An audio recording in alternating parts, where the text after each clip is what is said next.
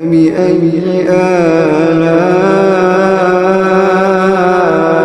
ربكما تكذبان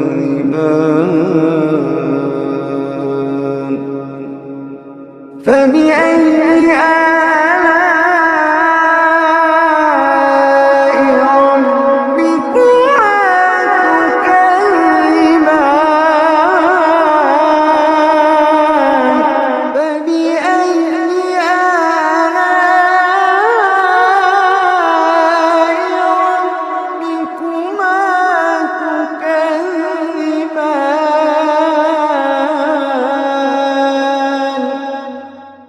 अल्हम्दुलिल्लाह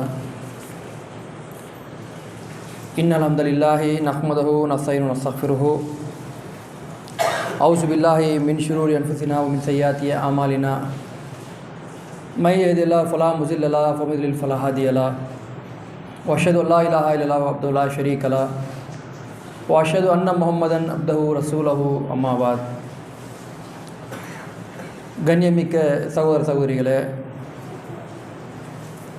நம் இன்னும் மேலாக மதிக்கக்கூடிய முஹம்மது நபி ஸல்லல்லாஹு அலைஹி வஸல்லம் அவர்கள் மீதும் அவர்களை அப்படியே பின்பற்றி வாழ்ந்த சத்திய சஹாபாக்கள் மீதும் சஹாபிய பெண்மணிகள் மீதும் அவர்களை தொடர்ந்து வந்த தாபோயின்கள் மீதும் தாபோயின்கள் மீதும் இந்த சத்திய மார்க்கத்தை தூய வடிவில் கொண்டு வந்து சேர்த்த இமாம்களின் மீதும்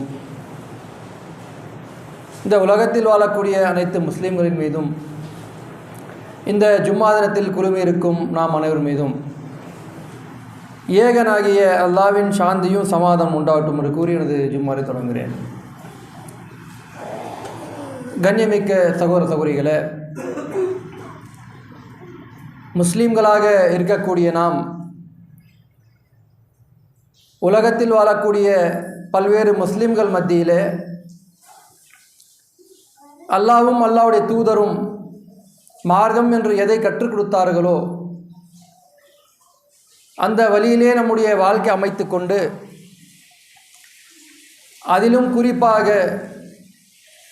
இணை வைப்பினுடைய சாயலும் நம் மீது விழக்கூடாது என்கிற அடிப்படையில் நம்முடைய வாழ்க்கை அமைத்து கொண்டிருக்கிறோம். இருந்தாலும் அவ்வப்போது இந்த இணை வைப்பை பற்றி விழிப்புடன் இருக்கக்கூடிய ஒரு கட்டாயத்தில் நாமும் நம்முடைய சார்ந்து இருக்கக்கூடிய மக்களும் நாம் இருக்கிறோம்.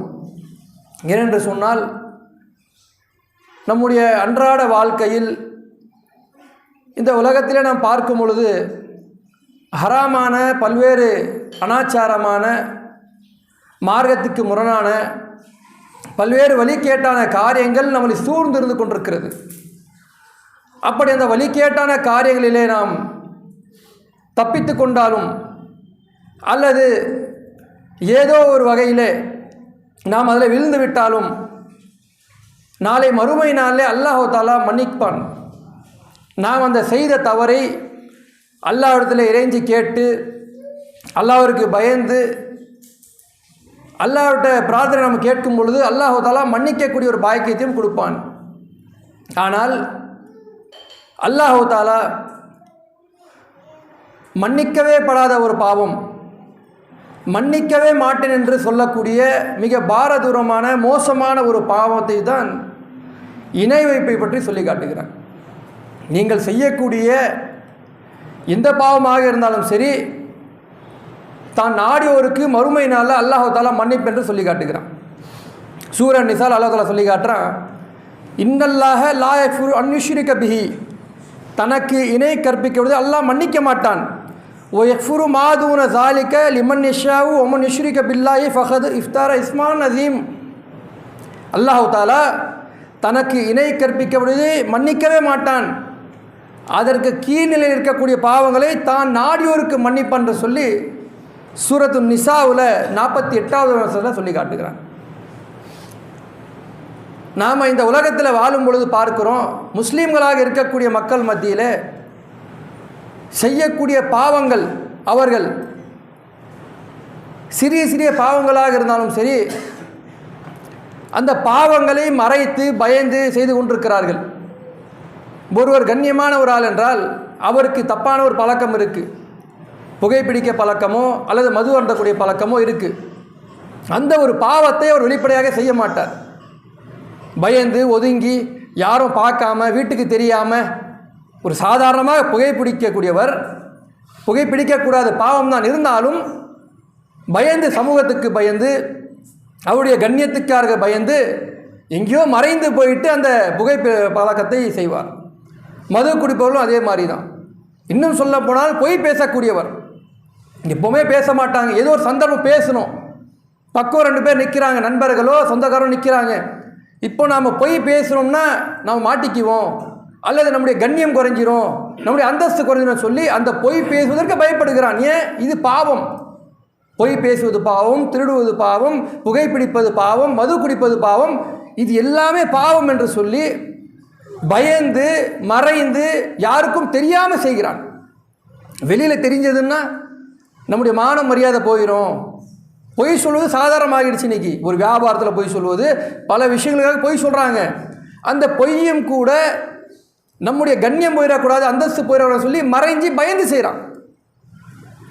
இந்த பாவங்களை எல்லாமே பயந்து ஒளிஞ்சு செய்யக்கூடியவர்கள் மனிதர்கள் இணை வைப்பை பயந்து செய்கிறார்களா அல்லது வெளிப்படையாக எல்லாருக்குமே தெரிகிற மாதிரி அப்படி செய்து கொண்டிருக்கிறார்கள்? இன்றைக்கு இருக்கக்கூடிய இணை வைப்பு எவ்வளோ ஒரு மோசமான பாரதூரமான பாவம் என்று அல்லாஹ் சொல்கிறான். தான் நாடியோருக்கு அந்த இணை வைப்பின் கீழ் இருக்கக்கூடிய பாவங்களை அல்லாஹ் மன்னிக்கிறேன்னு சொல்கிறான். இந்த பாவத்தை மட்டும் மன்னிப்பே கிடையாது, நிரந்தரமான நரகம், கேள்வி கணக்கு விசாரணை ஒன்றுமே இல்லை. நீங்கள் இணை வச்சுட்டீங்கன்னா நிரந்தரமான நரகம், ஒன்றுமே கேள்வி கணக்கே இல்லை, நேராக நரகத்துக்கு போக வேண்டியது தான். இவ்வளோ ஒரு பாரதூரமான மோசமான ஒரு பாவத்தை அல்லாஹ் சொல்கிறானே, இந்த பாவத்தை மக்கள் எப்படி செய்து கொண்டிருக்கிறாங்க? பொய் சொல்வது, திருடுவது, மற்ற பாவங்கள் எல்லாமே மறைந்து பயந்து செய்து கொண்டிருக்கிறார்கள். எது அல்லாஹ் முதல் நிலையில் முதல் படித்தரத்தில் நான் மன்னிக்கவே மாட்டேன், மன்னிக்கப்படாத ஒரு குற்றம் என்று எதை சொல்கிறானோ அந்த குற்றத்தை வெளிப்படையாக பல விழாக்களாக, பல கூட்டங்களாக, பல மேடைகளாக சித்தரித்து இன்றைக்கு செய்து கொண்டிருக்கிறார்களே, அதை பார்த்து நாம் அல்லாஹ் நம்மளை காப்பாற்றி விட்டான், நம்மளோடு இருக்கணும்னு நினைக்கக்கூடாது. நம்முடைய பிள்ளைகள் இருக்கிறாங்க, நம்ம சமுதாய மக்கள் இருக்கிறாங்க, சொந்த பந்தங்கள் இருக்கிறாங்க, இரத்த பந்தங்கள் இருக்கிறாங்க. இதில் என்ன நம்ம சிந்திக்க கடமைப்பட்டிருக்கிறோம்னா, அல்லாஹ் தஆலா பல நபிமார்களை ஒவ்வொரு சமுதாயத்திற்கும் அனுப்பி வைக்கிறான். எந்த சமுதாயத்திற்கும் நபிமார்களை அனுப்பி வைக்காமல் இருந்ததே கிடையாது. ஒவ்வொரு சமுதாயத்திற்கும் நபிமார்கள் வந்தார்கள். அந்த சமுதாய மக்கள் செய்யக்கூடிய பல தவறான காரியங்கள் அதை சீர்திருத்த வந்தாங்க. லூத் அலைஹிஸ்ஸலாம் எடுத்துக்கொண்டீங்கன்னா, அன்றைக்கு அந்த சமுதாய மக்கள் மானக்கேடான சில காரியங்களை செய்து கொண்டிருந்தார்கள். அதை சரி செய்வதற்காக வேண்டி லூத் நபி வந்தாங்க. அதே போல நிலுவலையும் அளவுலையும் மோசடி பண்ணாங்க. எடை போடும்போது மோசடி செஞ்சாங்க, அளக்கும் போது மோசடி பண்ணாங்க. அதே சரி செய்வதற்காக ஷுவைப் அலைஹிஸ்ஸலாம் வந்தார்கள். ஆனால் பிரதானமாக ஒவ்வொரு நபிமார்களும் அவர்கள் சமுதாயத்துக்கு சொல்லப்பட்ட செய்தி என்ன? முதல் செய்தி, முதல் நோக்கம், இந்த பாவங்கள்லாம் சரி செய்ய வந்தாலும் அவருடைய முதல் பிரச்சார பணியை அல்லாஹ்வுக்கு நீங்கள் இணைவிக்க கூடாது, அதற்காக தான் அனுப்பி வைத்தேன் அல்லாஹ் சொல்லி காட்டுகிறான். அப்போ ஆதம்லேருந்து கடைசி நபிகள் நாயகம் ஸல்லல்லாஹு அலைஹி வஸல்லம் அவர்கள் வந்த நபிமார்கள் அனைவருமே அந்த சமுதாய மக்கள் செய்து கொண்டிருந்த பாவமான காரியங்கள் சரி செய்வதற்காக வேண்டி வந்தாலும் அவர்களுடைய முதன்மையான நோக்கம், முதன்மையான பணி என்று சொன்னால் அல்லாஹ்வுக்கு நீங்கள் இணைவிக்க கூடாது. அப்படி நீங்கள் இணை வச்சீங்கன்னா நிரந்தரமான நரகம், அல்லாஹ் மன்னிக்கவே மாட்டான். மூசா நபி எடுத்துக்கொள்ளுங்கள், ஃபிரௌன் ஆன ரப்புக்குமாலா, நான் தான் இறைவன் என்று சொல்லிக் கொண்டிருந்தான். மோசமான ஒரு அரசன், அவனை எதிராக யார் சென்றாலும் மாறுக்கல் என்று சொல்லிக்கிட்டு இருக்கான். அந்த மாதிரி எழுத்தான், பலரை கொன்னான். அந்த சமுதாயத்துக்கு மூசா நபி வந்து என்ன பிரச்சாரம் செய்தாங்க? நீ இறைவன் கிடையாது, உன்னையும் என்னை படைத்தவன் தான் இறைவன் என்று மூசா நபி அவர்கள் பிரச்சாரம் செய்தார்கள். அப்போது அந்த ஆதம்லேருந்து கடைசி இருக்கக்கூடிய நபி வரைக்கும், நபிகள் நாயகம் ஸல்லல்லாஹு அலைஹி வஸல்லம் வரைக்கும் அவர்கள் செய்த முதன்மையான ஒரு பிரச்சார பணி என்பது அல்லாஹ்வுக்கு நீங்கள் இணைவிக்கக்கூடாது, மிக மோசமான பாவம், அல்லாஹ் இதற்கு மன்னிப்பே தரமாட்டான், அல்லாஹ்வுக்கு கோபத்தை ஏற்படுத்தக்கூடிய பாவம் என்று பிரச்சாரம் செய்தார்கள். அப்போ நாம் அல்லாஹ்வுடைய தூதரோடு இந்த பிரச்சார வரி நின்று விட்டதா? அதோட ஷிர்க் அழிந்து விட்டதா? கடைசி நம்முடைய உயிர் மூச்சு இருக்கக்கூடிய வரைக்கும் இந்த பணி தொடர்ச்சியாக செய்து கொண்டே இருக்க வேண்டும். ஏனென்று சொன்னால் நம்மளை சூழ்ந்து பலவிதமான மார்க்கத்துக்கு முரணான காரியங்கள் வந்து கொண்டிருக்கிறது. உங்களுக்கு வட்டிக்கு வேணுமா, ஒரு காலத்தில் தேடி போனோம், இப்போ அப்படி இல்லை. நம்மளை தேடி வாசலை வந்து தட்டி விட்டு வட்டி கொடுத்துட்டு போகிறாங்க. உடனே இப்போ உங்களுக்கு வேணுமா, ஒன்றும் வேணாம், நீங்கள் ஃபைனான்ஸை பற்றி ஏதாவது, ஃபைனான்ஸுக்கு ஸ்பெல்லிங் என்ன நீங்கள் பயன்படுத்தக்கூடிய ஃபோனில் நீங்கள் போட்டு பாருங்கள். அடுத்தது 10 ஃபைனான்ஸ் கம்பெனிக்காரன் உங்களுக்கு ஒரு 2-3 மாதத்தில் ஃபோன் பண்ணுவான், ஃபைனான்ஸாக அதை ஃபைனான்ஸ் வாங்க போகிறான்னு சொல்லி. நான் தேடினது ஸ்பெல்லிங் என்னன்னு பார்ப்பதற்காக வேண்டி. ஆனால் நமக்கு ஏதோ ஃபைனான்ஸ் எவ்வளோன்னு சொல்லி அந்த அளவுக்கு லிங்க் இருக்குது உள்ளுக்குள்ளே. ஃபோன் பண்ணுறான், உங்களுக்கு வட்டிக்கு வேணுமா. அப்போது சமுதாய ரீதியாக எங்கே சென்றாலும் மாட்டிக்கொள்ளக்கூடிய ஒரு சந்தர்ப்பம். அதில் உச்சபட்சமாக இருக்கக்கூடியது இந்த இணை வைப்பு. எப்படி நம்முடைய பிள்ளைகள் உட்காந்து டிவி பார்க்குறாங்க, அந்த டிவி பார்க்கும் பொழுது பிள்ளைகள் பார்க்கக்கூடிய அந்த சில கார்ட்டூன்ஸ், அதில் இணை வைப்பு. ஒரு சிறிய யாரோ ஒருத்தர் இருந்தாலும் அவனுக்கு சக்தி இருக்கிற மாதிரி, அவன் எங்கேயோ யாரையோ உட்காந்து செய்கிற மாதிரி, பலவிதமான சக்திகள் அவனுக்கு இருக்கிற மாதிரி, அவன் பறந்து போகிற மாதிரி என்னென்னமோ காட்டுறாங்க. அந்த பிள்ளைகளுடைய மனசில் உட்காந்துதுன்னா இறைவனுக்கு உள்ள சக்தி இவங்களுக்கும் இருக்குது, இவன் எங்கேயோ உட்காந்து இந்த மாதிரி செய்து கொண்டிருக்கிறான். இந்த மாதிரி ஒரு டிவியை பார்த்தோம்னா ஒரு பிரச்சனை ஓடிக்கிட்டு இருக்கு வீட்டில். அல்லது டிவியை காலையில் நியூஸ் பார்க்கலாம் திறந்தா அதில் வாஸ்து ஒரு பக்கம், நீங்கள் ஏதாவது உங்களுடைய பொருளாதார பிரச்சனையா, வியாபார பிரச்சனையா, அல்லது குழந்தை பாக்கியம் ஏதோ ஒரு பிரச்சனையா உங்களுக்கு, இது இந்த மணியை வாங்கி போட்டிங்கன்னா, இந்த கல்லை நீங்கள் வீட்டுக்குள்ளே வச்சிங்கன்னா சரியாக போயிடும். ஓடுதா இல்லையா டிவியில்? பிள்ளைகளுக்கு ஸ்கூலுக்கு அனுப்புகிறோம், என்னென்ன நடக்குது ஸ்கூலில்? ஜனநாயக நாட்டில் அந்த ஸ்கூலில் என்னென்ன நடக்குது? அங்கே அவர்கள் சொல்லி தரக்கூடிய ஸ்லோகங்கள் மார்க்கத்துக்கு முரணாக இருக்கிறது. அங்கே நடக்கக்கூடிய ஒவ்வொரு அனாச்சாரங்கள், அவர்கள் வணங்கக்கூடிய தெய்வங்களை வழிபடுவது, அந்த ஸ்லோகங்களை சொல்லுவது, இது எல்லாமே பிள்ளைகள் பார்த்தாங்கன்னா இது என்ன தவறு இருக்குது? ஒன்றும் தப்பு இல்லையே, இதில் என்ன தவறு இருக்குது? நாம் கோயிலுக்கு போகல, சர்ச்சுக்கு போகல, பள்ளிவாசல் தான் போகிறோம், ஏதோ நடக்குது நின்று கொள்ளலாமே, பார்த்து கொள்ளலாமே. அல்லது பிஞ்சு மனசில் இவர்களும் கடவுள் தான், இதுக்கும் ஒரு சக்தி இருக்குது அப்படிங்கிற மாதிரி ஒரு எண்ணம் அந்த பிள்ளைகள் மனசில் உட்காந்ததுன்னா, அப்போ நம்ம இவ்வளோ கஷ்டப்பட்டு இணை வைக்கக்கூடாது, அந்த சாயலின் பக்கமே விழக்கூடாதுன்னு சொல்லி உறுதியாக இருந்து அப்புறம் என்ன பயன்? நம்முடைய பிள்ளைகள் போய் விழுந்துட்டாங்கன்னா, அப்போ ஒவ்வொரு காலகட்டத்திலும் நமக்கு ஷிர்க்குன்னா நம்ம ஷிர்க்லேருந்து வெளியில் வந்துட்டோமே, அந்த எண்ணம் இருக்கக்கூடாது. அதை தொடர்புபடுத்தி பேசிக்கொண்டே இருக்க வேண்டும். நடைமுறை வாழ்க்கையில் உஷாராக இருந்துக்கிட்டே இருக்கணும். எங்கேயாவது மாட்டிக்கொள்வோமா? ஏன் வீட்டுக்கு பத்திரிகை வருது, பத்திரிகை திறந்து படித்து பார்த்தோம்னா நம்ம முஸ்லீம்கள் அடிக்கக்கூடிய பத்திரிகை என்ன இருக்குது? பத்திரிகையில் 10:30 மணிக்கு திருமணம், 11:30 மணிக்கு திருமணம், 12 மணிக்கு திருமணம்னு போடுறாங்க. அந்த நேரத்தை மட்டும் குறிப்பிட்டு போட்டால் பிரச்சனை இல்லை. என்ன போடுறாங்க? முபாரக்கான நன்னேரத்தில், இந்த நல்ல நேரத்தில் திருமணம்.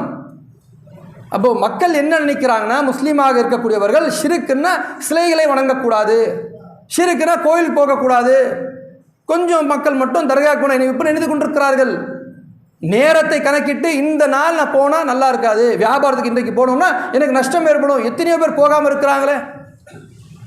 திருமணம் 12 மணிக்கு திருமணம் என்று வைத்துக் கொண்டால் நேரம் சரியில்லை, 11:30 மணி வைக்கலாம், அது நல்ல நேரம், முபாரக்கான நேரம், அதுக்கு தான் போடுறாங்க.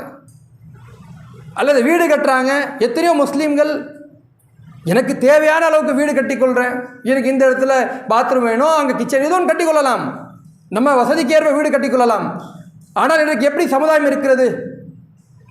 வாஸ்து பார்த்து வீடு கட்டுறாங்க, கிச்சன் எங்கே வைக்கணும், பாத்ரூம் எங்கே வைக்கணும், பெட்ரூம் வைக்கணும்னு சொல்லி இந்த வாஸ்து, இது இணை வைப்பு இல்லையா? காலத்தை நேரத்தை பார்த்து இன்றைக்கு இந்த நேரத்துக்கு போனால் நல்லது நடக்கும், இந்த நாள் போகக்கூடாது, அடுத்த நாளில் போகணும், செவ்வாய்க்கிழமை நல்ல காரியம் நடக்காது. இன்றைக்கு சமுதாய மக்கள் மத்தியில் ஊடு இருக்கிறது, முஸ்லீம்கள் மத்தியில். அல்லாஹ்வுடைய தூதர் என்ன சொல்கிறாங்க? காலத்தை நீங்கள் ஏசாதீர்கள், காலத்தை ஏசியவர் பாவி ஆவார். அப்போ இந்த செவ்வாய்க்கிழமை சரியில்லை என்று சொல்வதும், சனிக்கிழமை சரியில்லை என்று சொல்வதும், இந்த நேரம் சரியில்லை அடுத்த நேரத்துக்கு போகணும்னு சொல்வதும் அல்லாஹ்வுக்கு ஏசுகிற மாதிரி இல்லை. அல்லாஹ் தானே நேரத்தை படைச்சான். என்ன சொல்கிறாங்க? காலம் நானாக இருக்கிறேன். அல்லாஹ் சொல்கிறானா, காலம் நானாக இருக்கிறேன், அந்த காலத்தை நீங்கள் ஏசாதீர்கள், காலத்தை ஏசியவர் பாவி ஆவார். அல்லாஹ்வுடைய தூதர் சொல்லி காட்டுறார். அப்போ இன்றைக்கு இருக்கக்கூடிய சமுதாய மக்கள் மத்தியில் இந்த இணை வைப்பு என்பது 90-95% இணை வைப்பில் மூழ்கி இருக்கிறாங்க.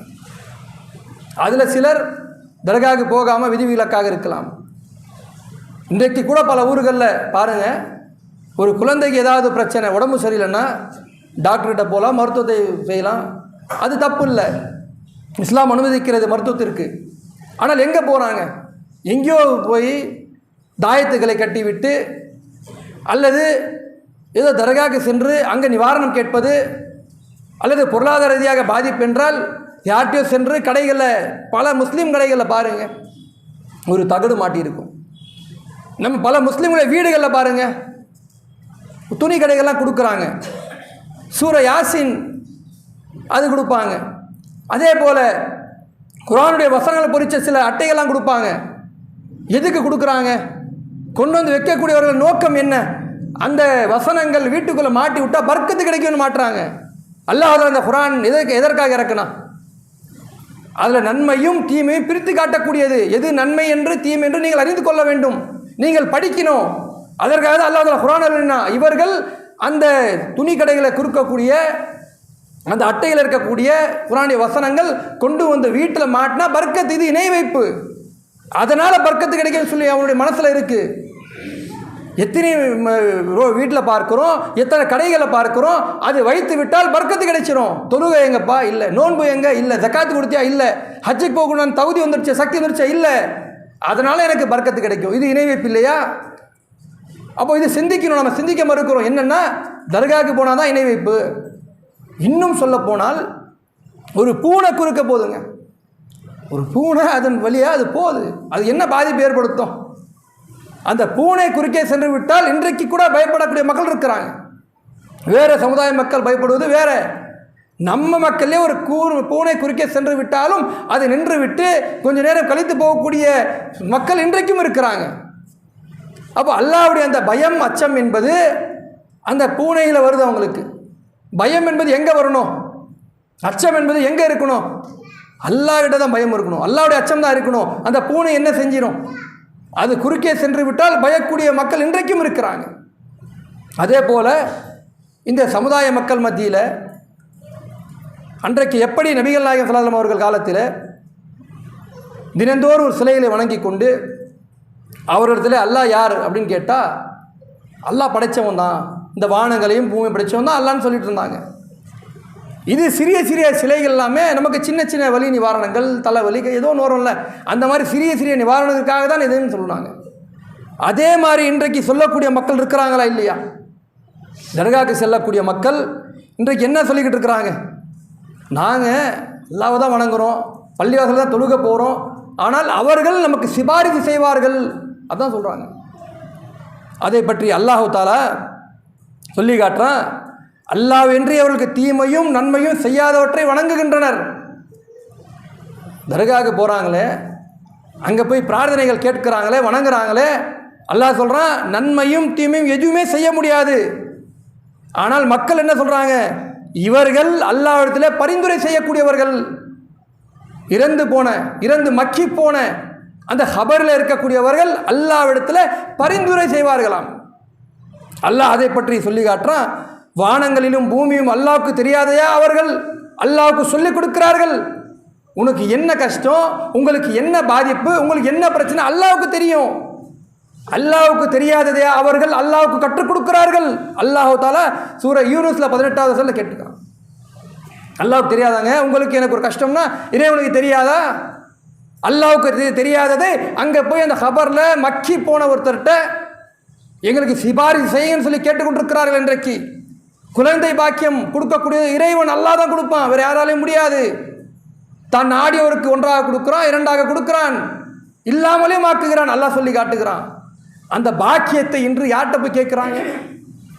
தர்காவில் போய் நிற்கிறாங்களே. அல்லாஹ் சொல்கிறானே எந்த பாவமாக இருந்தாலும் மன்னிப்பேன், நான் கொடுக்கக்கூடியது என்னிடத்தில் இருக்கக்கூடிய இந்த சக்தி அந்த திறனை வேற யார்கிட்டயோ போய் நின்னா நாளைக்கு நரகத்தில் தள்ளாமல் சொர்க்கத்திலேயே போடுவேன். அல்லாஹ் அதில் கேட்குறானே. இன்றைக்கு சமுதாய மக்கள் எங்கே போய் நிற்கிறாங்க? ஒரு பாதிப்பு ஒரு கஷ்டம் வந்துவிட்டால் உடனடியாக சென்று நிற்கிறார்களே, அவர்கள் சொல்லக்கூடிய வாதத்தை தான் அல்லாஹ் திருப்பி காட்டுறான். எனக்கு தெரியாதே அவங்களுக்கு தெரியும், எனக்கு தெரியாத அவர்களுக்கு தெரியும், அல்லாஹ் கேள்வியாக கேட்குறான். அதே போல் இவர்கள் யாரெல்லாம் இவர்கள் நம்புகிறார்களோ, இந்த அவுலியா சரி பண்ணுவார், அந்த தர்கா போனோம்னா அவர் செய்து கொடுப்பார், அவர் சிபாரிசு செய்வார், இவர்கள் நம்பிக்கொண்டிருக்கிறார்களே அவர்களை பற்றி அல்லாஹ் சொல்லி காட்டுறான். அவர்கள் அனைவரையும் நாம் ஒன்று திரட்டும் நாளில் இணை கற்பித்தவர்களை நோக்கி நீங்களும் உங்கள் தெய்வங்களையும் நீங்கள் நில்லுங்கள் என்று நிற்க வைப்போம். யாரெல்லாம் நம்பி போனாங்க, அவர்கிட்ட சொன்னால் அவர் கேட்பார். இவர் கொடுக்க மாட்டார், ஆனால் அவர் கேட்பார். அந்த நம்பிக்கை தான் அவர்களுக்கு தான் அல்லாஹ் சொல்கிறான். இவர்கிட்ட போய் கேட்டோம்னா அவர் அல்லாஹ்ட்ட சொல்லுவார். ஏன் நீ கேட்பது தெரியாதா அல்லாஹ்வுக்கு? உன்னுடைய பிரார்த்தனை தெரியாதா? அல்லாஹ் என்ன சொல்கிறான்? நீங்கள் கேட்கக்கூடிய பிரார்த்தனைக்கு நான் பதிலளித்து கொண்டிருக்கிறேன். நீ எதுக்கு வேற யார்கிட்ட போய் கேட்குற? உன்னுடைய பிரார்த்தனைக்கு நானே பதிலளிக்கிறேன் அல்லாஹ் சொல்லி காட்டுறான். ஆனால் இவர்கள் நாளைக்கு மறுமை நாள் அவர்கள் எல்லாமே அல்லாஹ்வை நிற்க வைப்பான். அப்போது அவர்களிடையே அல்லாஹ் தஆலா பிளவை ஏற்படுத்துவானா. எப்படிப்பட்ட பிளவு அல்லாஹ் சொல்லி காட்டுறான். இணை கற்பிப்பவர்கள் யாரெல்லாம் இவர்கள் வணங்கினார்களோ, யார்கிட்ட போய் கேட்டாங்களோ, பிரார்த்தனை செய்தார்களோ, நீங்கள் சிபாரிசு செய்யன்னு சொல்லி அவர்கள் அழுதார்களோ, அவர்களை நிற்க வச்சு கேட்பானா. யாரை இவர்கள் நம்பி போனாங்களோ அவர்கள் சொல்லுவாங்களா, இறைவா நாங்கள் சொல்லவே இல்லையே, நான் எங்களை வணங்க சொல்லி கேட்கவே இல்லையே, எங்ககிட்ட வந்து பிரார்த்தனை செய்யுங்க, நான் எங்கள் சிபாரிசு சொல்லவே இல்லைன்னு சொல்லி மறுமை நாள் அவர்களெல்லாம் கை கழுவி விடுவார்களாம். யாரை நம்பி இவர்கள் சென்று கொண்டிருக்கிறார்களோ அவர்கள் நாளைக்கு மறுமை நாளில் இவர்களை கை கழுவி விடுவார்கள். இவர்கள் சொல்லுவது பொய், இது உண்மை கிடையாது என்று சொல்லி அல்லாஹ் தஆலா தன்னுடைய திருமறை குர்ஆனில் சொல்லி காட்டுகிறார். இன்றைக்கு சமுதாய மக்கள் செய்யக்கூடிய இந்த அனாச்சாரங்கள் எல்லாமே கொஞ்சம் நஞ்சம் இல்லை. ஏதோ ஒரு பாவம் செய்து கொண்டிருக்கிறாங்கன்னா அப்படியே விலகி சென்று விடலாம், அல்லாஹ்ட்ட பிரார்த்தனை கேட்கும், மன்னிச்சிருவான்னு சொல்லி. ஆனால் இவர்கள் செய்வது அப்பட்டமாக ஒரு தர்கான்னா எந்த அளவுக்கு ஒரு கூட்டம் விழா நடத்தி அதற்கு போஸ்டர் அடித்து விட்டு ஊரில் உள்ள மக்கள் எல்லாமே அழைத்து விட்டு மார்க்கத்துக்கு முரணான அனைத்துமே நடைபெறும். புகைப்பிடிப்பது மறைஞ்சி போய் செய்வது, ஆனால் தர்காவுக்கு செல்வது ஓப்பனாக. தாயத்து கட்டுவது 4 பேருக்கு தெரிகிற மாதிரி தாயத்து கட்டிட்டு இருக்கிறான். ஆனால் எவ்வளோ பெரிய பாவம், நீ புகைப்பிடிக்கிற, ஊருக்கு வெளில போய் பிடிக்கிற, நீ அல்லாஹ் மன்னிக்கவே மாட்டான், நிரந்தரமான நரகத்தில் ஒன்று போட போகிறான். அந்த பாவத்தை வெளிப்படையாக ஒரு தாயத்தாக கட்டி தொங்கிட்டு இருக்கிறியே, அல்லாஹ் மன்னிச்சு விட்டுருவானா? நிரந்தரமான நரகம்தான் அல்லாஹ் சொல்லி காட்டுறான் தன்னுடைய திருமறை குர்ஆனில்.